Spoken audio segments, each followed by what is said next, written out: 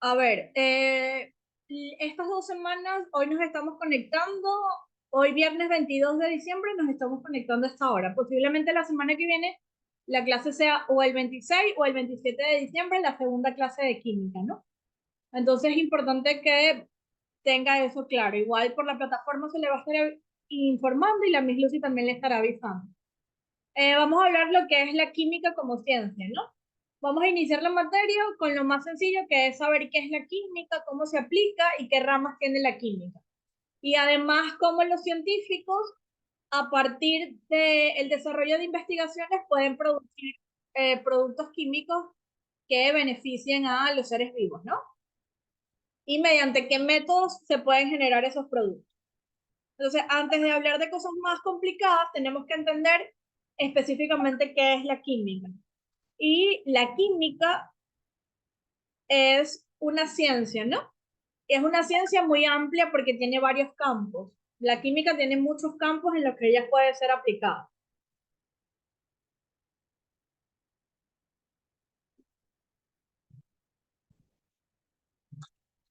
Tiene muchos campos en los que puede ser aplicada, como por ejemplo, antes de hablar de los campos, nosotros tenemos que tener claro que la química es una ciencia, ¿no? Así como la biología es una ciencia, como la física es una ciencia, la matemática, todos ellos son ciencias, la química también es una ciencia. Y esta ciencia se basa en el estudio de la materia. ¿Por qué? Porque la química es la ciencia que estudia la materia. Y cómo la materia cambia a partir de qué? A partir de la aplicación o la generación de energía sobre esa materia. Entonces podemos decir que la química es una ciencia que estudia la materia y los cambios que experimenta la materia y las variaciones de energía que lógicamente acompañan a esos cambios. Entonces, ciencia, química es ciencia. ¿Qué hace esa ciencia? Estudia la materia. Y cómo los cambios, qué cambios ocurren en la materia a partir de las variaciones de energía. Además de eso, ella tiene un campo muy amplio porque la química está en todas partes, ¿no? En el ambiente nosotros podemos aplicar la química, en el cuerpo humano nosotros podemos ver reacciones químicas, cuando estamos cocinando pueden haber reacciones químicas y en un sinfín de reacciones químicas que rodean a todos los seres vivos, ¿no? Su campo es amplio y va desde la composición atómica, es decir, desde la composición más básica de la materia hasta lo que van a ser aquellos materiales complejos formados por el ser humano. Entonces, la química es la ciencia que estudia la materia, los cambios que experimenta, las variaciones de energía que acompañan dichos cambios, y ella tiene un campo que es amplio y que va desde la composición atómica de los materiales naturales hasta la de aquellos materiales complejos fabricados por el ser humano. Luego, ya que sabemos que ella es una ciencia, tenemos que tener claro lo siguiente. Así como la biología fue cambiando al pasar de los años con el descubrimiento del microscopio, el descubrimiento de la célula, del núcleo y todas esas estructuras, la química también fue cambiando. Al inicio, o los primeros seres humanos creían que se daban cuenta que lo que había a su alrededor, que es materia, ¿no? Todo lo que nos rodea a nosotros es materia, incluso también nosotros somos materia orgánica. Todo lo que nos rodea hay cambios. Y los primeros seres humanos también se daban cuenta que todo lo que les rodeaba iba cambiando de manera consecutiva. Por ejemplo, habían volcanes que hacían erupciones, habían lluvias por muchos periodos de tiempo, habían rayos en la atmósfera y muchos cambios que ocurrían alrededor de ellos. Pero ellos no sabían cómo explicar esos cambios. Por eso se dice que los primeros aportes al estudio de la química se creían o se basaron en que la química tenía un componente mágico o místico. Es decir, que la química simplemente era magia. Y esa magia se aplicaba sobre qué? Sobre lo que eran los elementos naturales o sobre la naturaleza. Y esa concepción de que la química era magia sobre la naturaleza se mantuvo durante muchísimo tiempo porque no había quien demostrara lo contrario, ¿no? Luego de muchos años, y a medida que fue avanzando, al pasar de los años, fue avanzando poco a poco la ciencia, la introducción de la medida en el estudio de la materia, es decir, la materia se fue estudiando poco a poco y se fueron realizando mediciones de la materia y de las propiedades de ella, permitió generar resultados cuantitativos más exactos y resultados que se pudieran reproducir, permitiendo entender entonces que la química no era simplemente magia, sino que era una ciencia que lógicamente es muy estudiada hoy en día. Entonces, primero recordar que la química estudia la materia y que al inicio se creía que era magia que se aplicaba sobre la naturaleza, pero al pasar de los años, al ir estudiando más a profundidad la materia y las propiedades de la materia, lógicamente se obtuvieron datos cuantitativos y que se podían reproducir, permitiendo entender entonces que la química es una ciencia y es una ciencia muy manejada hoy en día. El desarrollo histórico de la química se presentó en diferentes etapas a lo largo de toda la historia, desde lo que va a ser la edad de piedra hasta la edad actual, ¿no? Ahora bien, si la química es muy amplia, ¿no? Es estudiada ampliamente hoy en día, lógicamente ella no puede abarcar todo de manera general, sino que se tuvieron que dividir a la química en ramas, ¿no? Es decir, que la química es una que aborda un campo de estudio muy amplio. Y por esta capacidad o por esta necesidad de que ella es tan amplia, se tuvo que fraccionarla en diferentes ramas especializadas. ¿Qué me permite saber eso? Entonces, que de acuerdo a la rama de la química se estudia algo específico, ¿no? Entonces, de esto podemos decir lo siguiente, que la química, disculpen un momentito, podemos decir entonces que la química puede haber una química general, que como su nombre lo dice es bastante general y que estudia la propiedad o las propiedades. Ella se va a encargar de estudiar las propiedades de los cuerpos y las leyes que rigen los cambios en esos cuerpos, ¿no? Cómo están constituida la materia, qué características tienen, qué elementos químicos tienen, qué compuestos tienen, qué reacciones químicas se dan dentro de ellos y qué leyes pueden generar cambios dentro de los cuerpos, ¿no? Eso es una química general. Ahora viene una química llamada química inorgánica que estudia a los compuestos inorgánicos que principalmente son compuestos minerales, como la plata, el magnesio, el carbón y así sucesivamente, ¿no? Hay compuestos minerales, metales y no metales y ellos se basan, el estudio de esos minerales es lo que se conoce como química inorgánica. Luego de la química inorgánica hay otra química que se llama química orgánica, que estudia los compuestos que tienen carbono en su estructura. Es decir, que la química orgánica estudia la materia orgánica y la materia orgánica es la materia que está compuesta principalmente por carbono. Es el principal elemento químico que forma la materia orgánica. Luego de la química inorgánica y de la orgánica viene una química que se conoce como fisicoquímica. La fisicoquímica, la conjunción o la conjunción de la química y de la física, ¿no? Ambas se conjugaron y por lo tanto la físico-química estudia los procesos en los que se relacionan los principios físicos y los principios químicos, es decir, que estudia reacciones físicas y reacciones químicas. Se conjugan ambas para generar una rama de la química que se llama físico-química. Luego hay una rama de la química bien importante que es la bioquímica, porque la bioquímica conjuga a la biología con la química y ella estudia los procesos químicos que ocurren en los seres vivos. Dentro de nosotros los seres humanos ocurren muchísimos procesos químicos, ¿como quién? Como la nivelación de los niveles de azúcar en el cuerpo humano, la generación de la orina, los procesos de respiración, los procesos de digestión, y todos esos procesos son reacciones químicas que ocurren internamente en nosotros. Entonces, la bioquímica conjuga la parte biológica y la parte química y las une dando a una rama de la química que se conoce como bioquímica. Por último, tenemos a una química analítica, que es una química que estudia y perfecciona las técnicas de análisis de la sustancia. Dentro de los laboratorios químicos, la química analítica se aplica o se estudia, lógicamente determinando las unidades de medida, cuánto se necesita de una sustancia química para generar tal medicamento o tal elemento, Entonces, de acuerdo a la perfección y a la cuantificación de cada uno de los pasos, se genera lo que se conoce hoy en día como la química analítica, porque es una química que perfecciona técnicas.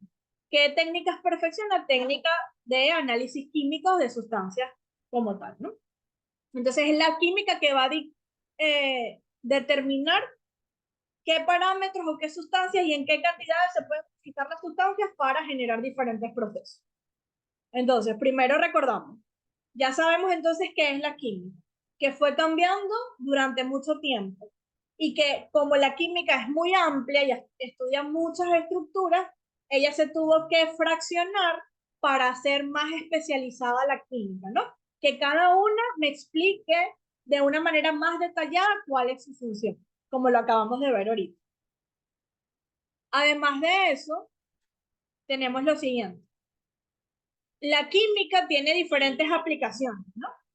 Por ejemplo, hay química ambiental que ella, ¿qué hace? Ella estudia el ambiente. ¿Pero qué va a estudiar en el ambiente? Va a estudiar cómo en el ambiente pueden haber sustancias contaminantes que lógicamente contaminen al suelo, al agua o al aire. Y ella puede establecer entonces cuáles son las sustancias contaminantes y en qué concentración pueden estar en el ambiente sin que cause daño al ser humano. Esa es la primera, ¿no? Es la química ambiental. ¿Por qué? Porque ella establece la relación entre la concentración de los contaminantes y el efecto que produce. Ella determina hasta qué punto un contaminante puede ser perjudicial para la vista del ser humano, para la respiración, para la digestión o para la exposición a ese agente contaminante.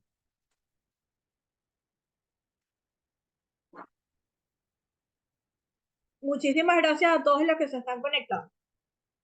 Otra de las aplicaciones de la química es la química forense, ¿no? Por ejemplo, cuando existe algún hecho delictivo o una situación que tiene que ser aclarada legalmente, se estudian los tejidos del cadáver y se puede establecer de qué manera murió, ¿no? Y eso se conoce como química forense. Lógicamente, esto lo aplica el anatomopatólogo. ¿Qué hace? Estudia el tejido o estudia un órgano específico del cuerpo humano y puede determinar si el paciente murió por una sobredosis de droga o si le dispararon por qué tipo, qué órganos fueron afectados, si murió por una hemorragia o qué sustancia química dentro del cuerpo humano causó el envenenamiento de esa persona de acuerdo a la afectación del tejido. Eso lo hace la química forense y se relaciona con la medicina forense, ¿no? Hay otra química que es la química industrial, que lógicamente es una química que puede ser conocida con ustedes porque es muy amplia. Se utiliza en la mayoría de las industrias, industria farmacéutica, industria textil, industria de alimentos, industria de lácteos. En todas esas industrias se aplica la química industrial. ¿Qué hace la química industrial? Ella utiliza procesos químicos y físicos para transformar la materia prima en productos beneficiosos para la humanidad. Por ejemplo, mediante la química industrial se pueden generar medicinas, vacunas, inyecciones necesarias para una aplicación médica. Se pueden mejorar técnicas de generación de alimentos, de conservación de alimentos y así muchas más estructuras, ¿no? Además de la química ambiental, de la química forense y de la química industrial, hay otra química que es la siguiente, es la química agrícola y ganadera. ¿Qué hace la química agrícola y ganadera? Es la química que forma, o quién estudia este tipo de química, los ingenieros agrónomos, ¿no? Los ingenieros agrónomos, dentro de su formación, ven materias relacionadas con la química en la agricultura y en la ganadería. ¿Qué hacen ellos? Su función es asesorar a los agricultores y a los ganaderos en el mejoramiento de los cultivos y de los animales de pastoreo, indicándoles qué tipo de fertilizantes pueden usar, qué tipo de plaguicidas, qué tipo de alimentos se le pueden dar para mejorar las condiciones nutricionales de los animales, de los ganaderos, por ejemplo, de las gallinas, de las vacas, de los cerditos, de todos ellos, ¿no? ¿Qué tipo de suplementos alimenticios, qué tipo de vacunas? Eso se basa en la química agrícola y ganadera. Tratar de asesorar para mejorar las condiciones de la ganadería y de la agricultura. También existe una aplicación de la química que es en la química y la tecnología. Ella promueve el empleo de materiales que permitan el uso más eficiente de la energía. Por ejemplo, lo que va a ser el diseño de los focos ahorradores, que se utiliza la energía pero de una manera más eficiente, de modo que no se consuma tanta energía y no se generen muchos problemas por el consumo excesivo de energía. Se combina tanto la química con la tecnología, ¿no? Y hoy en día, por ejemplo, se utiliza también en muchos laboratorios químicos lo que va a ser la química y la tecnología en técnicas para investigar diferentes enfermedades desde la parte tecnológica y desde la parte química. Y por último tenemos a la química y la medicina, que es una aplicación también muy típica de la química, porque lógicamente ella se encarga de proporcionar la sustancia utilizada para muchos procedimientos médicos. Para esto no solamente se hace referencia a las medicinas, sino a todo el material médico que ellos utilizan. Los guantes que utilizan, los trajes que utilizan, todos ellos tienen componentes químicos que fueron fabricados para que tengan unas características específicas dentro de su aplicación. Entonces, la química y la medicina proporcionan sustancias utilizadas para procedimientos médicos, por ejemplo, el uso de la anestesia, las vacunas, el desarrollo de los antibióticos y el desarrollo de muchos medicamentos que benefician al ser humano.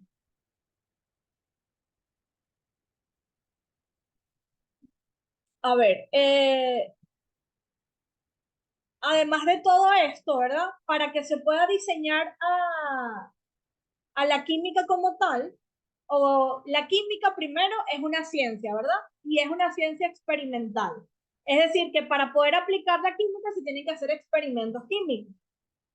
Esto quiere decir que se tiene que tener un conocimiento científico para poder hacer un experimento químico. Porque si yo no sé nada de química, yo no puedo mezclar un ácido con una base porque puedo causar un problema, ¿no? Entonces la química es una ciencia experimental. Esto quiere decir que el conocimiento científico se desarrolla en base a la experimentación. Es una ciencia que a partir de los experimentos yo puedo ir desarrollando día a día mi conocimiento científico acerca de esos experimentos que yo hago, ¿no? Para luego de los experimentos yo poder dar unas explicaciones en función de los experimentos realizados. Para poder realizar estos experimentos y estas investigaciones científicas, ellas se hacen o se basan en algo que se conoce el método científico. El método científico es una serie de pasos que se deben cumplir para poder llegar a un objetivo o para poder explicar un fenómeno científico, ¿no? La palabra método proviene del griego métodos, que significa camino o vía. ¿Qué me está diciendo esto? Que entonces el método científico es una vía o un camino que se debe seguir o utilizar para cumplir un objetivo. Pero para llegar a ese objetivo se deben cumplir ciertos criterios, ¿no? O ciertos pasos, que son los pasos del método científico. Los pasos del método científico son los siguientes, ¿no?